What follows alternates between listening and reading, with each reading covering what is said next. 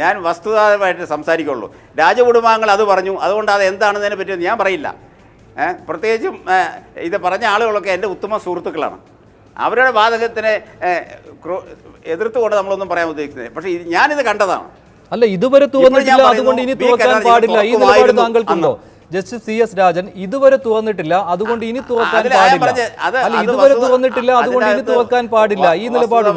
ഞാൻ പറഞ്ഞത്.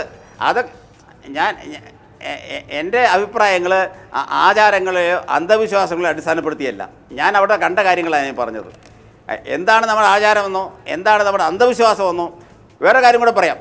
അന്ന് ചില ആളുകൾ പറഞ്ഞു കല്ലറയെന്ന് ഒരു വഴിയുണ്ട്, അത് ശംഖുമുഖം കടപ്പുറം വരെ പോവും, പണ്ട് ഒരു നൂലിട്ടിട്ട് അവിടെ പോകുമെന്ന് പറഞ്ഞു. അപ്പോൾ ഞങ്ങളൊരു സോണോമീറ്റർ വെച്ച് നോക്കി.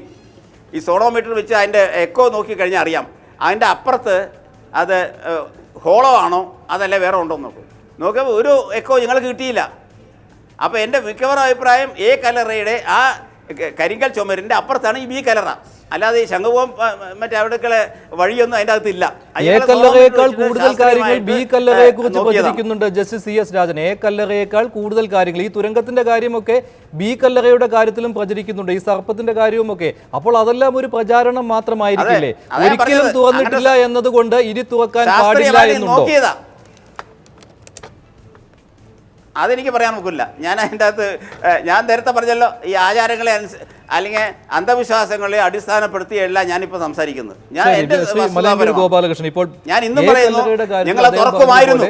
ഒരുപാട് കാര്യങ്ങൾ പ്രചാരത്തിലുണ്ടായിരുന്നു, അത് ശാസ്ത്രീയമായി തന്നെ തെറ്റാണെന്ന് തെളിയുകയും ചെയ്തു. ബി നിലവറയുടെ കാര്യത്തിൽ ഇതിനേക്കാൾ കൂടുതൽ ഇപ്പോൾ അദ്ദേഹം അന്ധവിശ്വാസങ്ങളുടെ കാര്യം പറഞ്ഞു, പ്രചാരണത്തിൽ ഉണ്ടല്ലോ അത്തരം കാര്യങ്ങൾ ഒരുപാട്. അതുകൊണ്ട് ഒരു തവണയും ഇതുവരെ തുറന്നിട്ടില്ല, അങ്ങനെ ഒരു വാദം മുഖവിലേക്ക് എടുക്കുകയാണെങ്കിൽ പോലും അതുകൊണ്ട് ഇനി തുറക്കാൻ പാടില്ല എന്നുണ്ടോ?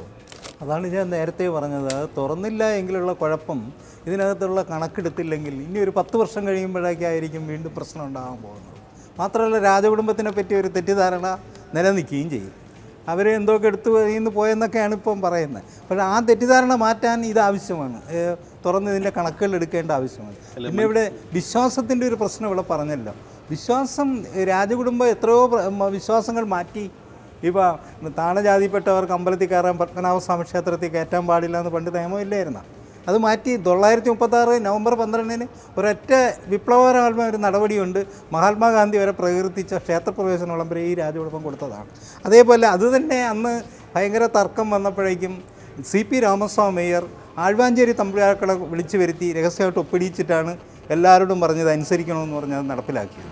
അതേപോലെ തന്നെ വേറെ ഒരു കേസുണ്ട്, മറ്റേ കടൽ കഴിഞ്ഞ് പോകുന്നവർക്ക് ക്ഷേത്രത്തിൽ കയറാൻ പാടില്ല എന്നൊരു നിയമം ഉണ്ടായിരുന്നു. പണ്ഡിറ്റ് ജവഹർലാൽ നെഹ്റുവിന് പോലും അതുകൊണ്ട് കോട്ടയ്ക്കകത്ത് കയറാൻ വയ്യാതെ തടഞ്ഞു അദ്ദേഹത്തെ. അതിനെ ഈ ശ്രീ തിരുനാൾ മഹാരാജാവാണ് ആ നിയമം എടുത്തു കളഞ്ഞത്. അപ്പോൾ ഇത് നമ്മൾ ആചാരങ്ങളെല്ലാം എല്ലാ കാലത്തും നിലനിൽക്കില്ല, കാലത്തിനൊപ്പം അത് മാറ്റം വന്നുകൊണ്ടിരിക്കും. അതുകൊണ്ട് ഈ ആചാരത്തിൻ്റെ പേരിൽ മുറുകെ പിടിച്ച് ഇങ്ങനെ ഒരു സംശയം നിലനിർത്തുന്നത് ശരിയല്ല എന്നുള്ളതാണ് എൻ്റെ അഭിപ്രായം. മനുഷ്യ പറയാനുള്ളത് ഇപ്പം സാറ് പറഞ്ഞ പോലെ ശരി തന്നെ. ഇപ്പോൾ സുപ്രീം കോടതി ഈ വിഷയത്തിൽ ഇടപെട്ടപ്പോൾ വളരെ കെയർഫുള്ളായിട്ടാണ് വിഷയത്തിൽ ഇടപെട്ടിരിക്കുന്നത്. ആചാരങ്ങളുടെ കാര്യത്തിൽ ഇതുവരെ സുപ്രീം കോടതി തൊട്ടിട്ടില്ല. സുപ്രീം കോടതി പറഞ്ഞ എന്താണ്, ആചാരങ്ങൾ ഇപ്പോൾ രാജകുടുംബം തന്നെയാണ് ചെയ്യേണ്ടത്, ആ ആചാരങ്ങളുടെ രീതിയിൽ തന്നെ നടക്കണം. പക്ഷേ ഇതിനകത്ത് വിഷയവുമായി ബന്ധപ്പെട്ട് വന്ന ഈ കാര്യങ്ങൾക്ക് ഒരു ട്രാൻസ്പെറൻസി ഉണ്ടാവണം. ഇനി ഇവിടെ എന്തൊക്കെയുണ്ട്, ആ ഉള്ള വസ്തുക്കൾ ഇനി ചോരാൻ പാടില്ല. ഇതാര് ചോർന്നു എന്ന കാര്യത്തിൽ ഇതുവരെ അത് തീരുമാനമായിട്ടില്ല. ഇനി ചോരാൻ പാടില്ല. ഇപ്പോഴുള്ള വസ്തുക്കൾ തിട്ടപ്പെടുത്തി വയ്ക്കണം. ഇപ്പോൾ നേരത്തെ ഞാൻ പറഞ്ഞല്ലോ, തിട്ടപ്പെടുത്തിയ സാധനങ്ങൾ എന്ന ചോർന്ന സ്ഥിതിക്ക് നിലവറയ്ക്ക് എന്നുള്ളത് എന്നത് ഇത്. പിന്നെ ഈ പറയുന്ന ആചാരങ്ങൾ, ഇതൊരു സയൻറ്റിഫിക്കാണ്, ഇത് പണ്ടത്തെ കൺസ്ട്രക്ഷൻ രീതിയാണ്. ഇത് എങ്ങനെ കൺസ്ട്രക്ട് ചെയ്തു എന്ന കാര്യത്തിൽ ആരും ഒരിടത്തും എഴുതി വെച്ചിട്ടില്ല. ഇതാണ് ഇപ്പോഴത്തെ വിഷയം. അപ്പം ഇത് മനുഷ്യനിർമ്മിതമാണ്, ഇതവിടെ വന്നതല്ല. ഇത് അന്നത്തെ മനുഷ്യർ ശാസ്ത്രീയമായി നിർമ്മിച്ചതാണ് ഈ നിലവറകൾ. ഈ നിലവറകൾ നിർമ്മിക്കുന്നത് ശാസ്ത്രീയപരമായിട്ടാണ് നിർമ്മിച്ചത്. കാരണം ഇതിനകത്ത് എയർ കയറാനുള്ള സംവിധാനം ഉണ്ടാവണം. ഇത് ഈ അമ്പലത്തിൻ്റെ അടുത്തുള്ള നിലവറകളാണ്, ഇത് സൂക്ഷിക്കണം. പണ്ട് കേട്ടറിവ്, പണ്ട് ടിപ്പു ഇങ്ങോട്ട് വന്നിട്ടില്ല, അങ്ങോട്ട് വരുമ്പോൾ ഇൻവേഷൻ തുടങ്ങിയപ്പോൾ തന്നെയാണ് ഈ നിലവറകൾ വീണ്ടും ശക്തമായി. അന്ന് കോട്ടയ്ക്കകത്ത് കോട്ടകൾ വന്നത് ഈ പത്മനാഭസ്വാമി സംരക്ഷിക്കണമെന്ന് ആവശ്യപ്പെട്ടെന്ന് മാർത്താണ്ഡവൻ ചെയ്തു എന്നാണ് കേട്ടറിവ്. ഉറപ്പില്ല, സാറിന് ചരിത്രകാരന്മാരായതുകൊണ്ട് സാറിന് കുറച്ചുകൂടെ കൃത്യമായിട്ട് അറിയാം. അപ്പോൾ ഇത് മനുഷ്യനിർമ്മിതമായിട്ടുള്ള നിലവറകളാണ്. മനുഷ്യൻ നിർമ്മിച്ച നിലവറയായപ്പോൾ അന്ന് എങ്ങനെ നിർമ്മിച്ചു എന്ന് എവിടെ ഒരിടത്തും രേഖപ്പെടുത്തിയിട്ടില്ല, എവിടെ ആരും രേഖപ്പെടുത്തില്ല. അപ്പോൾ ആ നിർമ്മാണ രീതിയെക്കുറിച്ച് ആരും അറിഞ്ഞില്ല. ഇപ്പോൾ നിലവറ, ഇപ്പോൾ സത്യം പറഞ്ഞാൽ അതൊരു നല്ല സുരക്ഷയുടെ ഭാഗം. പെരിയതമ്പി നൽകിയ കത്ത്, അതിൽ തന്നെ ഈ ഘടനാപരമായി പ്രശ്നമുണ്ടാകുന്ന കാര്യം ചൂണ്ടിക്കാണിച്ചിട്ടുണ്ട്. ഇപ്പോൾ നേരത്തെ അദ്ദേഹം പറഞ്ഞതുപോലെ, ജസ്റ്റിസ് പറഞ്ഞതുപോലെ, ഇപ്പോൾ ഗ്യാസ് കട്ടർ ഉപയോഗിക്കേണ്ട ഒരു അവസ്ഥ വന്നു കഴിഞ്ഞാൽ ഘടനാപരമായി എന്ത് പ്രശ്നമുണ്ടാകും, ഇക്കാര്യങ്ങളൊക്കെയാണ് ചൂണ്ടിക്കാണിച്ചത്. അത്തരത്തിലുള്ള ഒരു ആശങ്കയാണ് തന്ത്രി സമൂഹം പങ്കുവയ്ക്കുന്നത്. അത് രാജകുടുംബം ഏറ്റുപറയും. അതെ, മഞ്ജുഷ് അതിൻ്റെ ഒരു കാര്യം, ഇപ്പോൾ കാലഘട്ടം മാറി, സയൻറ്റിഫിക് ആയിട്ട് നമ്മളൊക്കെ ഒരുപാട് ഡെവലപ്പ് ചെയ്തു. പണ്ടത്തെ പോലെ ഗ്യാസ് കട്ടൊന്നും ഇപ്പോൾ സാറ് പറയുന്നു, ഇപ്പോൾ തന്നെ ഒരുപാട് ഇപ്പോൾ തന്നെ സെസ് അടക്കമുള്ളവർ ഒരുപാട് സയൻറ്റിഫിക് ആയിട്ടുള്ള കാര്യങ്ങൾ ചെയ്യുന്നു. ആ റിപ്പോർട്ടുകളൊന്നും വെളിയിൽ വന്നിട്ടില്ല. ഇപ്പോൾ തന്നെ മുകളിലത്തെ ഗോപുരങ്ങൾ എല്ലാത്തിൻ്റെ കാര്യത്തിലുള്ള കണ്ടന്റ് അടക്കം അതൊന്നും വെളിയിൽ വരാത്ത കാര്യം എല്ലാം കൃത്യമായിട്ട് സയൻറ്റിഫിക് ആയിട്ട് തന്നെ ചെയ്യുന്നുണ്ട്. രാജ സാറ് പറഞ്ഞത് അത് തന്നെയാണ്. ആ സയൻറ്റിഫിക് ആയിട്ട് തന്നെ ഇപ്പോൾ ഞാൻ നേരത്തെ മലയങ്കിഴി സാറിന് പറഞ്ഞ കാര്യം, ഇതിനകത്ത് എന്തുണ്ട് ശരി. ഇപ്പോൾ 2011 നിലവറകൾ തുറന്ന് പരിശോധിച്ചപ്പോൾ വിശ്വാസം വ്രണപ്പെടുന്ന ഒരു സാഹചര്യമൊന്നും ഉണ്ടായില്ല. അതിന് പിന്നെ ഈ ഫോട്ടോകൾ എടുക്കുന്നത്, ഷൂട്ട് ചെയ്യുന്ന അത്തരം കാര്യങ്ങളാണ് വിശ്വാസികൾ എതിർത്തത്, വിശ്വാസ സമൂഹം എതിർത്തത്. താങ്കളെ പോലുള്ളവരൊക്കെ അതിനെതിരെ രംഗത്തെത്തിയിരുന്നു. മാത്രമല്ല ക്ഷേത്രത്തിൻ്റെ മഹിമ അത് ഉയരുകയാണ് ചെയ്തത്.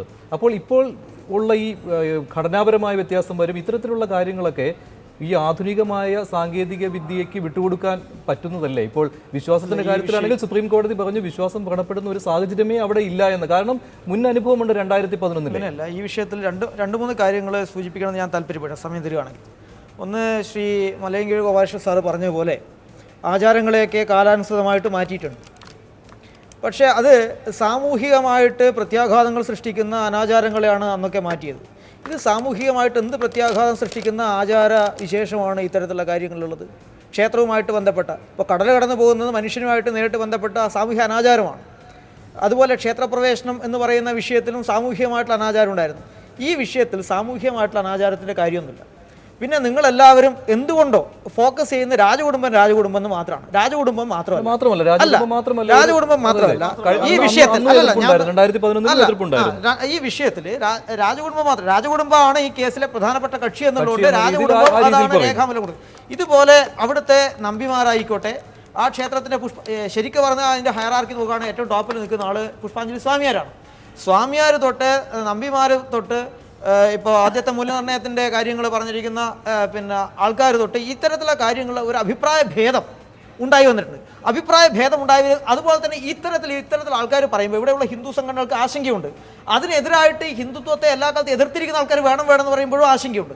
അതുകൊണ്ട് ഇവിടെയുള്ള വിശ്വാസ സമൂഹത്തെ വിശ്വാസത്തിലെടുത്തുകൊണ്ടുള്ള ഒരു നയമാണ് വേണം. ഞാൻ നേരത്തെ പറഞ്ഞു ചെയ്യണമെന്നാണ്. വിശ്വാസത്തിലെടുക്കുന്നില്ല എങ്കിൽ എന്ത് ചെയ്യണമെന്നാണ്. ഇപ്പോൾ അവിടെ ഈ തുറന്നു കഴിഞ്ഞാൽ കടൽ കയറി വരും തുടങ്ങി അതെല്ലാം മാറ്റി, അതെല്ലാം വെറും വിശ്വാസം മാത്രമാണെന്ന് ഇപ്പോൾ തന്നെ തെളിയിക്കപ്പെട്ടു കഴിഞ്ഞിരിക്കുകയാണ്. ആർക്കിയോളജിക്കൽ സർവേഫിന്റെ വലിയ പണം അതിനുവേണ്ടി ആ വിഷയം അവിടെ നിൽക്കട്ടെ. കടൽ കയറുന്നതോ അല്ലെങ്കിൽ വേറെ പാമ്പുണ്ടാകുന്നതോ അതൊന്നും അല്ല വിഷയം.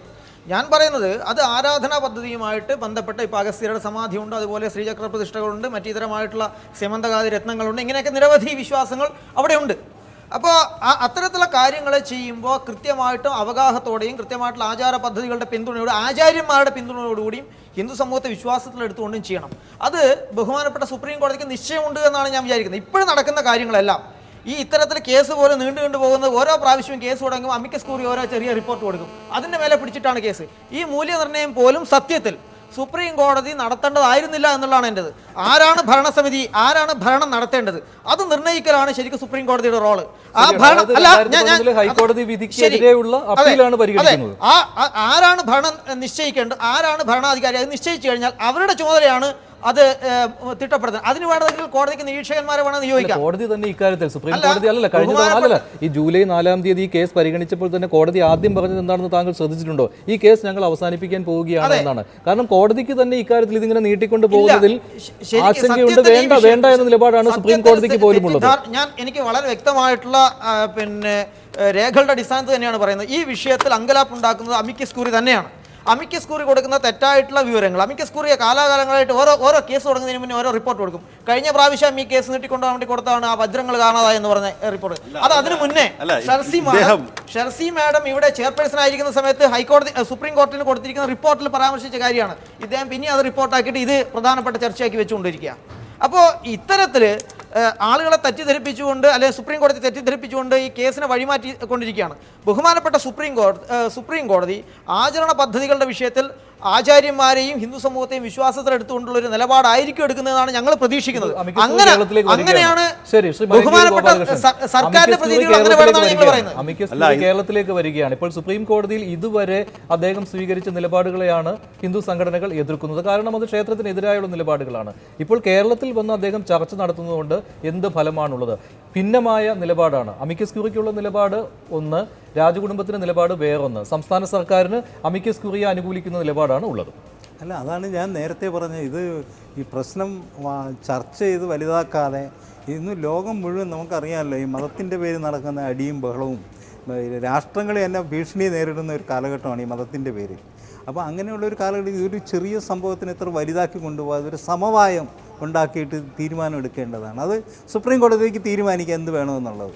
അപ്പോൾ രാജകുടുംബ വിശ്വാസത്തിന്റെ കാര്യം പറയുമ്പോൾ ഇദ്ദേഹം നേരത്തെ പറഞ്ഞുവല്ലോ, 2011 ഈ വിശ്വാസത്തിന്റെ കാര്യം അവസാനം സുപ്രീം കോടതി കണക്കിലെടുത്തിരുന്നു. കാരണം എല്ലാ നിലവറകളും തുറക്കണം എന്ന് ഉത്തരവിട്ടിട്ട് ഈ ബി നിലവറയുടെ കാര്യത്തിൽ ആശങ്ക സുപ്രീം കോടതിയെ പിന്നീട് അറിയിച്ചപ്പോൾ, അതായത് തുറക്കാൻ കഴിഞ്ഞില്ല എന്ന കാര്യം സുപ്രീം കോടതിയെ അറിയിച്ചപ്പോൾ അതവിടെ നിൽക്കട്ടെ എന്ന് തന്നെയാണ് സുപ്രീം കോടതി പറഞ്ഞത്. ആ വിധി വർഷങ്ങളോളം നിലനിൽക്കുകയായിരുന്നു. ആ സുപ്രീം കോടതി തന്നെ ഇതിന്റെ 6 വർഷത്തിന് ശേഷം തുറന്നുകൂടിയെന്ന് ചോദിക്കുന്നവരുമാണല്ലോ.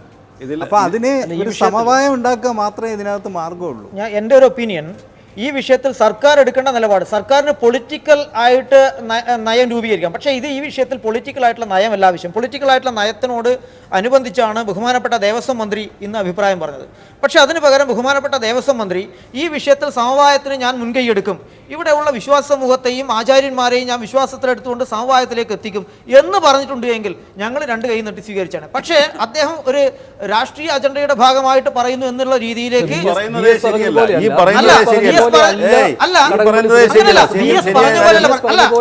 ആ വിഷയത്തിലുള്ള